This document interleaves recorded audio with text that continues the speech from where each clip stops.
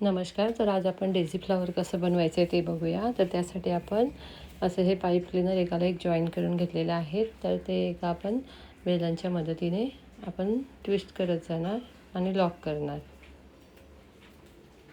Lock केल्यानंतर सर्व पाकळ्या आपण अशा सेपरेट करणार.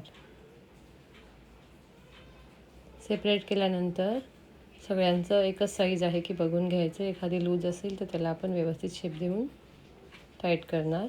तर असं आपण ट्विस्ट देऊन प्रत्येक पाकळी अशी व्यवस्थित करणार आहोत. नंतर त्याला आपण थोडंसं असं प्रेस करून एक एक पाकळी आपण छोटी करत जाणार.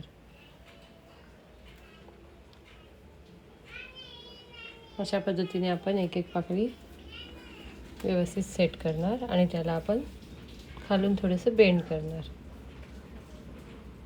तर हे आपलं एक लेयर तयार झालेलं आहे. तर असंच अजून एक मी बनवून ठेवलं होतं. तर हे एकावर एक आपण असं अटॅच करणार.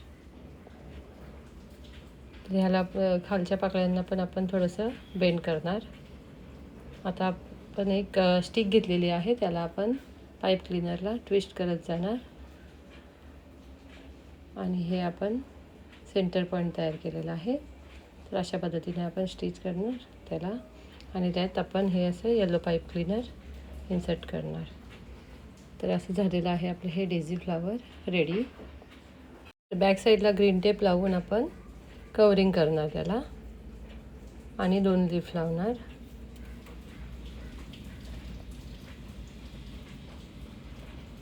अशा पद्धतीने आपण एक एक पान लावत जाणार. 2 पानं आपली लावून झालेली आहेत. असा हा डेझी फ्लॉवर आपला रेडी आहे. Thank you for watching.